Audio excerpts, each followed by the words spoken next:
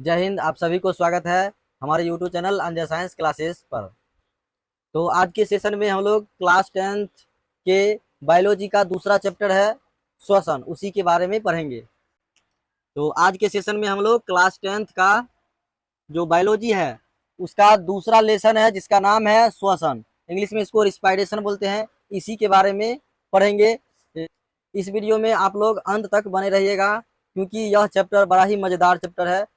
तो आज का हमारा पहला प्रश्न है, श्वसन किसे कहते हैं, यानी रिस्पायरेशन किसे कहते हैं। इसका आंसर है वैसी प्रक्रिया जिसमें सभी जीव जंतु भोजन के ऑक्सीकरण के लिए ऑक्सीजन को ग्रहण करता है तथा कार्बन डाइऑक्साइड गैस को मुक्त करता है, उसे श्वसन कहते हैं। यानी वैसी प्रक्रियाएं जिसमें सभी जीव जंतु जो है अपना भोजन के ऑक्सीकरण के लिए ऑक्सीजन गैस को ग्रहण करता है तथा कार्बन डाइऑक्साइड गैस को मुक्त करता है, उसी को क्या कहते हैं, श्वसन कहते हैं। अब हम लोग जो भोजन करते हैं वो भोजन में ग्लूकोज की मात्रा होती है और ग्लूकोज का पाचन होता है ऑक्सीजन की उपस्थिति में। तो श्वसन का समीकरण है, देख लेते हैं। श्वसन का समीकरण है C6H12O6। ये क्या है, तो ये हमारा ग्लूकोज है।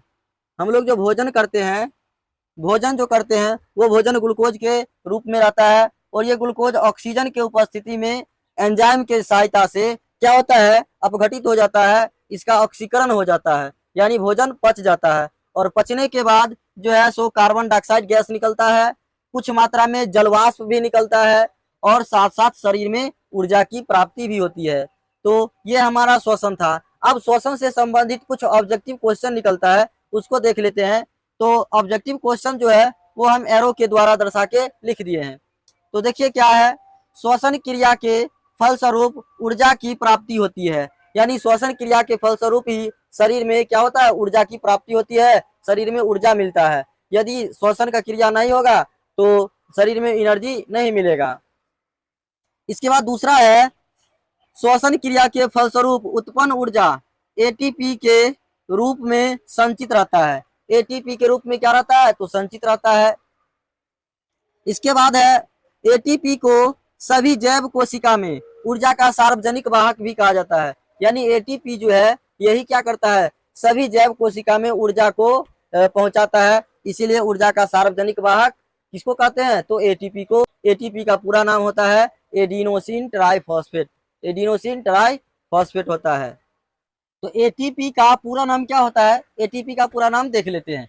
इसका पूरा नाम होता है ए से एडिनोसिन, टी से ट्राई और पी से फॉस्फेट। तो एटीपी का पूरा नाम क्या हो गया, एडिनोसिन ट्राइफॉस्फेट, यही है। उसके बाद हमारा अगला प्रश्न है दूसरा नंबर कि कोशिकीय ईंधन किसे कहा जाता है, यानी कोशिका का ईंधन किसको कहते हैं। उसका आंसर है, इसका आंसर है ग्लूकोज, C6H12O6। यानी ये जो है ग्लूकोज का अणुसूत्र है। तो ग्लूकोज को कोशिकीय ईंधन कहा जाता है। जिस प्रकार से हम भोजन का निर्माण करते हैं तो उसमें हमें ईंधन की आवश्यकता होती है। ईंधन जलता है तो क्या होता है, भोजन का निर्माण हो जाता है। उसी तरह से कोशिका के अंदर भी ईंधन का काम करता है, वो है ग्लूकोज। तो ग्लूकोज जब जलता है कोशिका के अंदर तब जाके क्या होता है, ऊर्जा मुक्त होती है और हमें एनर्जी प्राप्त होता है।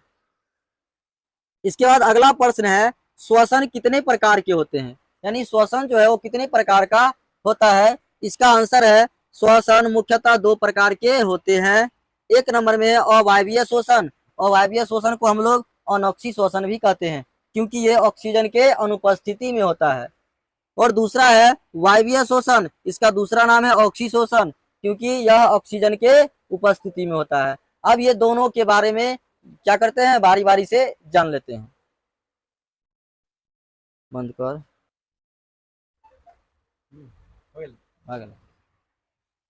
अगला प्रश्न है 4 नंबर, अवायवीय श्वसन किसे कहते हैं। इंग्लिश में इसको एनएरोबिक रिस्पायरेशन, एनएरोबिक रिस्पायरेशन बोलते हैं।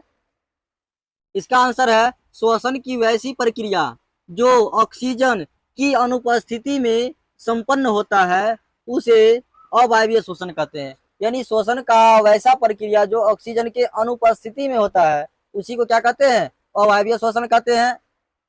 इसमें ग्लूकोज का आंशिक विखंडन होता है जिससे कम मात्रा में ऊर्जा मुक्त होती है। यानी अवायवीय शोषण में ग्लूकोज जो है, ग्लूकोज का विखंडन, यानी विखंडन का मतलब होता है टूटना, तो ग्लूकोज जो है वो कम आंशिक रूप से टूट पाता है। तो ग्लूकोज का विखंडन जो है वो कम मात्रा में होता है, आंशिक रूप से होता है, इसीलिए ऊर्जा बहुत ही कम मात्रा में मुक्त होती है। इसका समीकरण है C6H12O6, यानी ये ग्लूकोज है, और ग्लूकोज जो है ऑक्सीजन के अनुपस्थिति में विखंडित हो रहा है, टूट रहा है, तो बनता है कार्बन डाइऑक्साइड और साथ साथ इथेनॉल बनता है।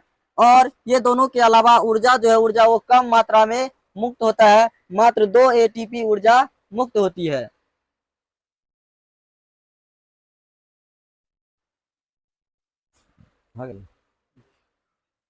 अगला प्रश्न है 5 नंबर, वायवीय श्वसन एरोबिक रिस्पायरेशन किसे कहते हैं? इसका आंसर है श्वसन की वैसी प्रक्रिया जो ऑक्सीजन की उपस्थिति में संपन्न होता है उसे वायवीय श्वसन कहते हैं। यानी श्वसन की वैसी प्रक्रिया जो ऑक्सीजन के उपस्थिति में संपन्न होता है उसे वायवीय श्वसन कहते हैं। इसमें ग्लूकोज का पूर्ण विखंडन होता है, यानी वायवीय श्वसन में ग्लूकोज जो है वो पूरा पूरा टूट जाता है, जिससे अधिक मात्रा में ऊर्जा मुक्त होती है, और इसे ऊर्जा जो मिलती है वो अधिक मात्रा में मिलता है।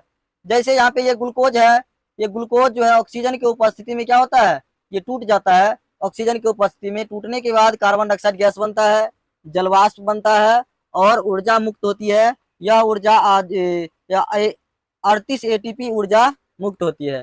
कितना ऊर्जा? 38 ATP। इतना सारा ऊर्जा मुक्त होता है वायवीय श्वसन में। और ये वायवीय श्वसन में जो है, ये वायवीय श्वसन ये माइटोकॉन्ड्रिया में पूर्ण होता है। कहाँ पर पूर्ण होता है? तो माइटोकॉन्ड्रिया में। अगला प्रश्न है 6 नंबर, अवायवीय श्वसन और वायवीय श्वसन में अंतर। तो दोनों में अंतर देख लेते हैं। तो एक तरफ क्या है अवायवीय श्वसन और दूसरे तरफ है वायवीय श्वसन। दोनों में हम लोग बारी बारी से अंतर को देख लेते हैं। पहला है अवायवीय श्वसन में, यह श्वसन ऑक्सीजन की अनुपस्थिति में होता है, यानी अवायवीय श्वसन जो है वो ऑक्सीजन के अनुपस्थिति में होता है, और वायवीय श्वसन जो है वो ऑक्सीजन की उपस्थिति में होता है। वायवीय श्वसन ऑक्सीजन की उपस्थिति में होता है। यह श्वसन का प्रथम चरण है जो कोशिका द्रव्य में पूर्ण होता है, यानी अवायवीय श्वसन श्वसन का प्रथम चरण है जो कहाँ पर पूर्ण होता है? तो कोशिका द्रव्य में पूर्ण होता है।